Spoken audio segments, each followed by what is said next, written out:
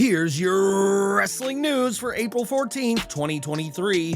And we're kicking off today with CM Punk, and as we reported yesterday, he has been pitching ideas to AEW that would allow him to return, as the suspended star is very much interested in coming back. Bringing Punk back after All Out and his more recent Instagram controversy would certainly be a huge step for AEW, but when exactly will he be returning, if this happens at all? Fightful Select reports that there are tentative plans within AEW to bring Punk back at or around the June 21st edition of AEW Dynamite, which will take place in Chicago, so Punk could expect a positive response from the crowd. The report adds that Punk's return could be announced ahead of time, possibly at the Warner Bros. Discovery upfront next month, but that isn't confirmed just yet. Sean Ross Sapp added that the pieces are being put in place for his return, though of course things could change at this time. He added, "Those that we've spoken to confirm that CM Punk has been hoping to work with Kenny Omega and the Young Bucks, but we've heard of no contact between the two sides. The last we'd heard, the Elite were not keen on the possibility of working with him." AEW sources indicated that Punk had been trying to push for a meeting between everyone for quite a while, but we hadn't heard if any progress had been made. It's worth noting that Young Bucks and Kenny Omega are in the middle of negotiating new contracts with AEW. It was also reported that there was a meeting planned between CM Punk and Chris Jericho to gauge the possibility of working together after their issues. Jericho supposedly called Punk a cancer before the Brawl Out incident, with Punk later blasting his fellow WWE veteran on social media, branding him a liar and a stooge. If Punk does return, then he won't be arriving alone, as FTR have made it clear that they want to team with Punk and get the trio back together. The dream match touted by many is CM/FTR versus the Elite, but that all hinges on the Elite being willing to work with Punk again. In a report of his own, Dave Meltzer added that while Punk is hopeful to return, many in AEW are vehemently against the idea, as what he said after All Out is still an issue to many in the company. Meltzer pointed out that the line about Hangman Adam Page, in which he branded the Cowboy an empty-headed dumb has been a particular point of contention, given that Page has been one of AEW's brightest stars, with the line being seen as an insult against all of AEW. The fact that Punk was never forced to apologize or pay a fine as punishment has only made the heat against him worse and worse and worse, according to Meltzer, who suggested that Tony Khan should have spoken to Punk and told him to stop at the time. No matter how unprofessional Punk seemed during his all-out rant, it seems more likely than before that he will be returning to AEW. But do you think this is the right call? Or should AEW just move on from Punk and avoid the risk of another all-out situation happening again? With the June 21st episode of Dynamite 9 weeks away, Tony Khan will have to make a decision soon, but what do you think should be done? Sound off in the comments below. During the Post-WrestleMania 39 edition of Raw, Seth Rollins was involved in a short and bizarre segment in which he arrived, gloated about his WrestleMania win, and promptly left. After the critically panned Raw, footage went viral showing Rollins being informed of changes to his segment during a commercial break, which reportedly infuriated the former world champion. Speaking on the Wrestling with Freddie podcast, ex-WWE writer Freddie Prinze Jr. and co-host Jeff Dye shared their eyewitness accounts of the incident, with Dye saying, "They played a commercial during his intro, and then we could kind of hear him having a freak out on some production people. He was going, 'Why is there a commercial?' You couldn't really hear what he was saying, you could just tell he was mad."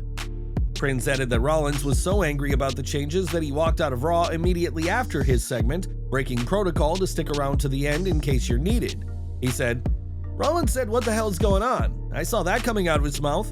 I think he was more pissed than pissed at them. I think he was pissed when he went backstage at whoever did that. But if I was him, I would have been just as angry, and I thought the way he dealt with it was so hardcore and awesome. Instead of cutting a promo, he just throws the mic out of the ring and walked out of the friggin' show." Rollins' frustration with Vince McMahon's last-minute changes is not a new phenomenon, as fans have spoken for years about it, and countless wrestlers have addressed the matter following their departures from WWE. McMahon hasn't been as involved in the subsequent episodes of Raw and SmackDown, and while we don't know what long-term fallout, if any, there will be from Seth's walkout, this year's Post-Mania Raw will be remembered for all the wrong reasons. On May 27th, which will also mark day 1000 of Roman Reigns' run as Universal Champion, WWE will host an event in Saudi Arabia, but that show has undergone a major change.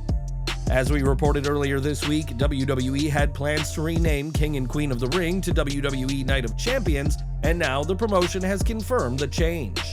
In our initial report, we were told that the change was made as the show will be a celebration of Reigns' incredible run as champion, which certainly suggests he won't be dropping the title before the event.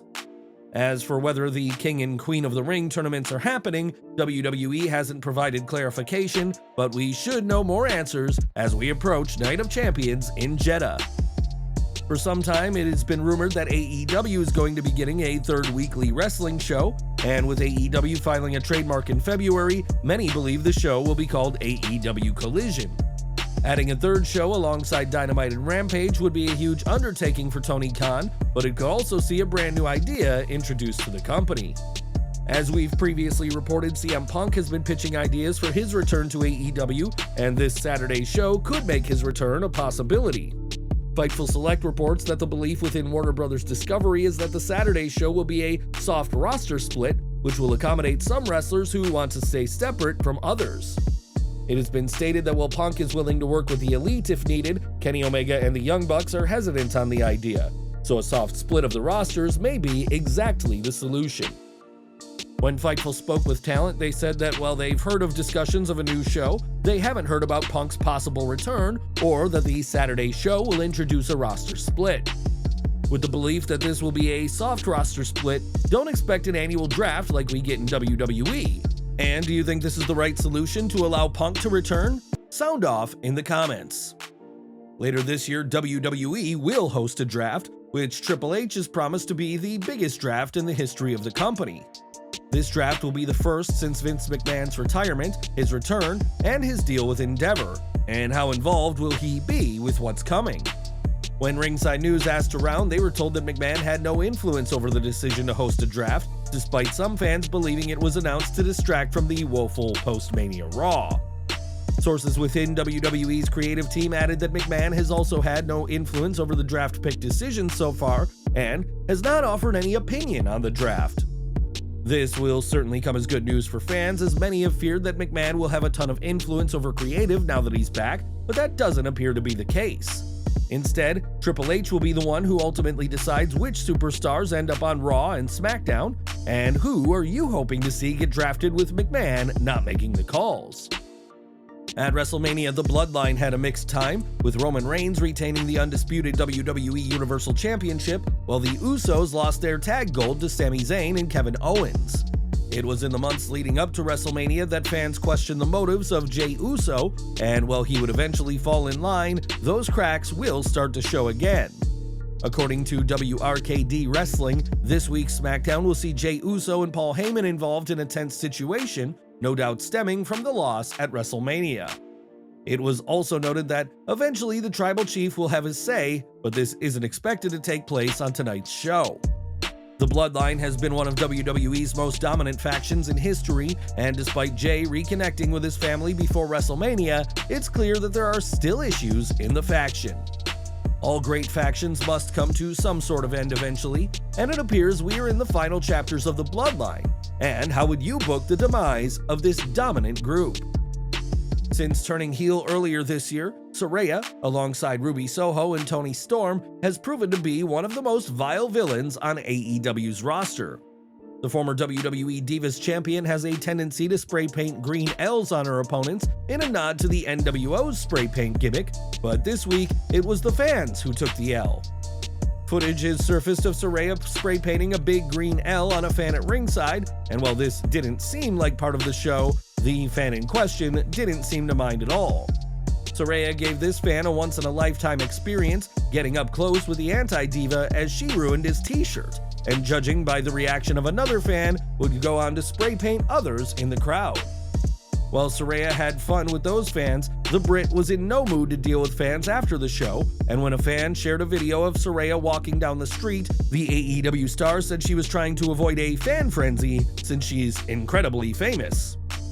Saraya has had an interesting time in AEW thus far, and was infamously fined for using a British slur during a promo, but it seems like this spray paint gimmick is here to stay for the former Paige. One person fans will be seeing more of on AEW programming is Jeff Hardy, who made his return to TV during this week's Dynamite. On the show, Jeff saved his brother Matt from an attack and hit a swanton bomb on Lee Moriarty, but this all happened with the charismatic Enigma not being 100%. As Sean Ross Sapp of Fightful Select reports, Hardy is still physically recovering from a recent surgery, and there are some alternate plans over the next few weeks which don't involve him wrestling.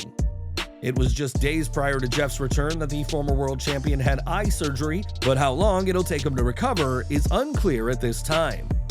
Matt Hardy actually commented on his brother's eye surgery, saying that he hopes that Jeff will make it back once he recovers, but Jeff wasn't going to wait until after he was 100%.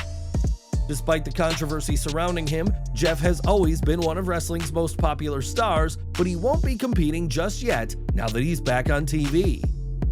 Jeff's return this week came 10 months after he was suspended without pay following his third DUI arrest in under a decade. Jeff has had similar problems in both WWE and AEW, which is why it is important that he doesn't take this second chance in AEW for granted. During Busted Open Radio, Bully Ray discussed his old adversary and acknowledged that this might be Jeff's last shot in the wrestling world.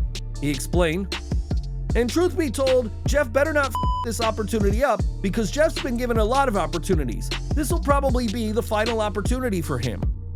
Jeff has certainly been given plenty of chances, and in some people's opinions, more than enough.